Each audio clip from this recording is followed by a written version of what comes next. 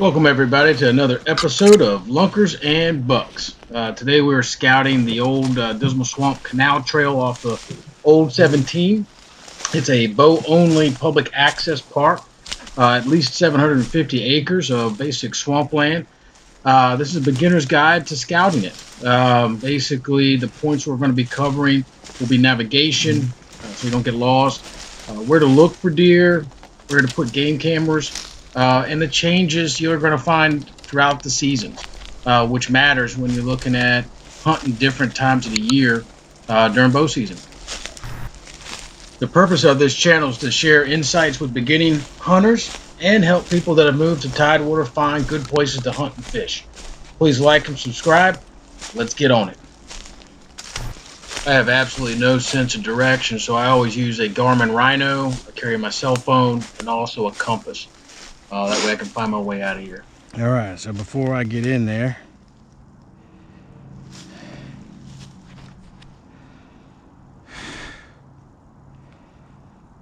all right,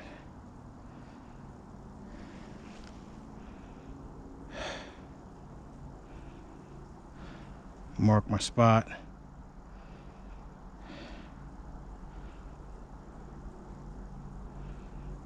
Yeah. Okay. Gotcha. So now I know where the hell I'm at and I can get back to it.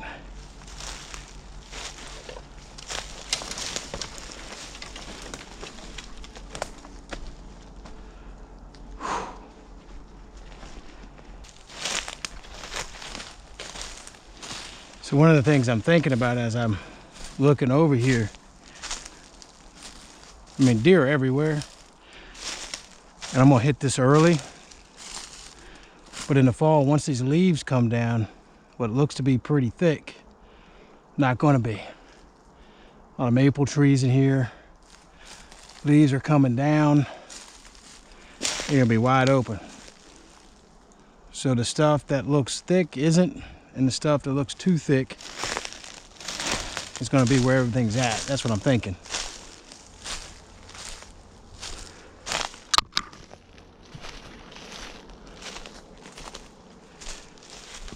And I'll usually sit right inside the thickest thing I can find while looking at the edge where it does open up and get clear. So there's some markers from last year. Plenty of trees right here. There's an oak. And what's the significance of that is a swamp full of pines and maples. When those acorns come down, there's going to be stuff eating it.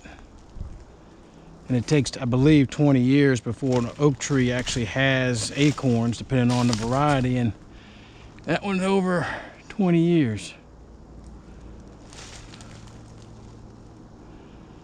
So I like the spot, but it's a little too close to the private land and other hunters. So I'm gonna go back a little bit further. You don't have to sit right on it.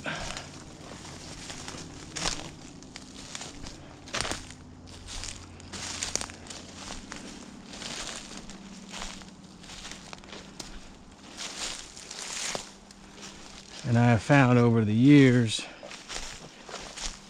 when you think there's no deer there, it's too thick, too crazy,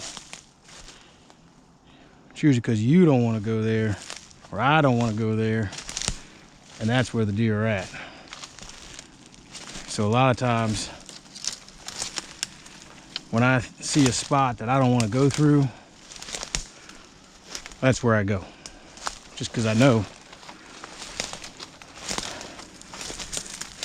over the years that's where they end up.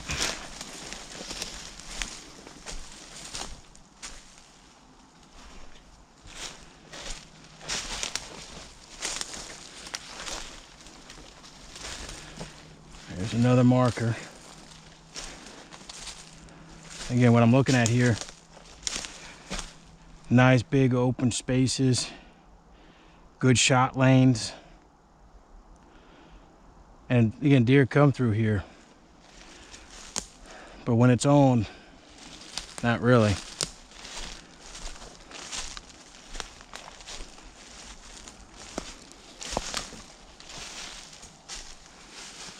One of the things I'll tell you about public access, there's always a plethora of game wardens.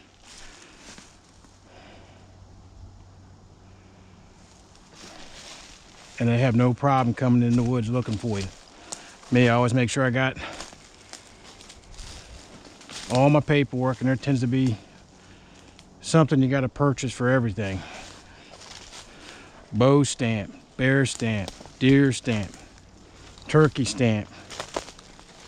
Rules change per municipality, county, state, federal.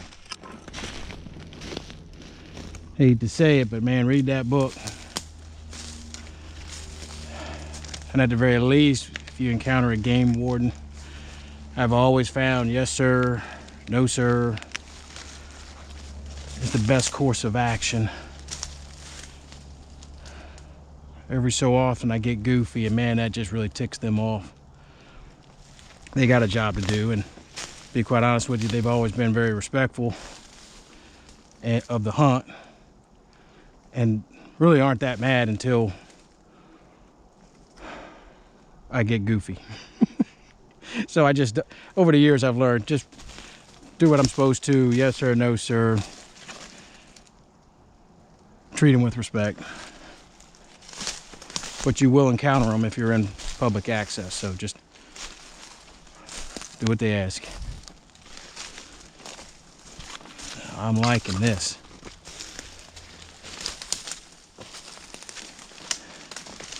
Again, a lot of these leaves are coming down in the winter, but there's a lot of other stuff in here that's shoulder high or just a little bit higher that'll hide their body.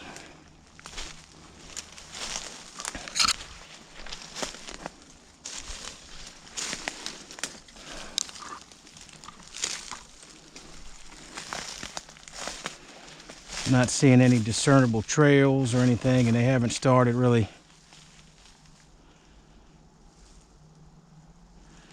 scraping and doing all that pre-rut stuff, but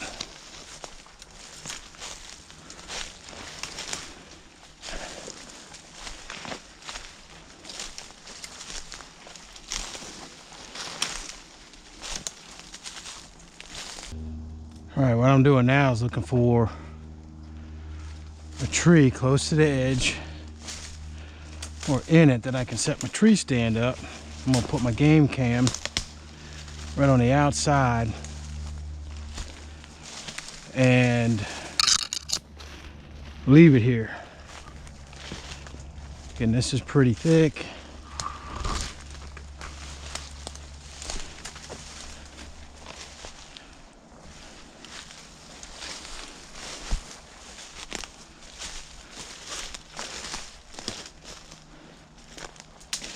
Interesting.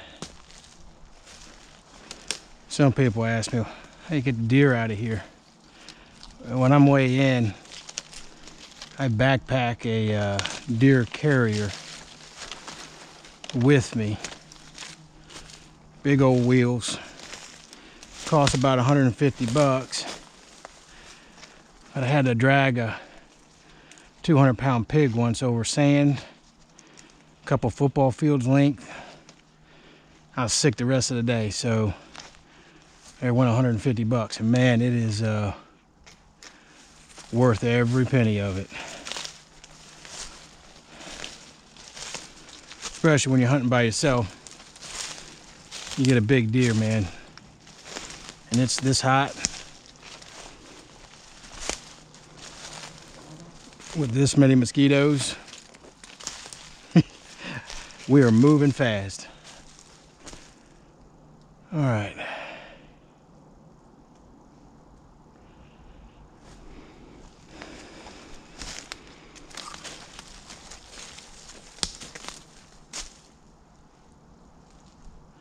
There's a couple trees I can get up in. Looks like there's some type of activity here. Maybe raccoon. But it's a spot that when it's rainy, yep, there's deer tracks here. It's wet. So we're taking wet, thick, not too far from a big old oak. Couple different trees.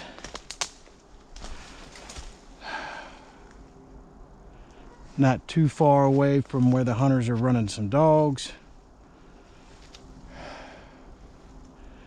Some really thick stuff. All right, now the question is where.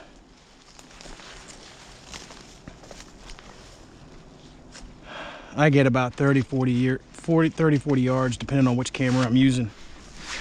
I'm not going to spend a ton of money on cameras. Again, sometimes they get stolen, and the real expensive ones at some point just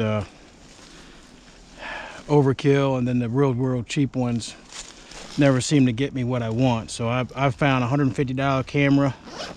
It's usually where I go, and I always end up with some form of, and you can see those flies coming in, just going at it. But there's the battery pack. And I've got several different cameras I've tried over the years.